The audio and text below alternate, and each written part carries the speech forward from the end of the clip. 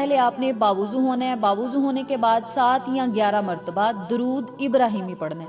آپ کوئی چھوٹے سے چھوٹا درود پاک بھی پڑھ سکتے ہیں، لیکن درود ابراہیمی کی زیادہ فضیلت ہے، تو آپ 7 یا 11 مرتبہ درود ابراہیمی پڑھ لیں۔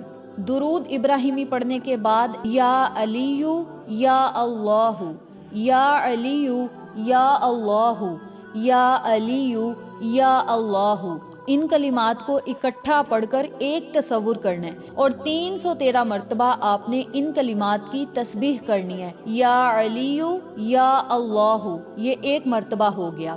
یا علیو یا اللہ، یہ 2 مرتبہ ہو گئی۔ اسی ترتیب سے، اسی طریقہ کار سے آپ نے صرف 313 مرتبہ یہ کلمات پڑھنے ہیں۔ اس کے بعد 70 مرتبہ یا مسبب الاسباب، یا مسبب الاسباب، یا مسبب الاسباب، صرف 70 مرتبہ یہ کلمات پڑھنے ہیں۔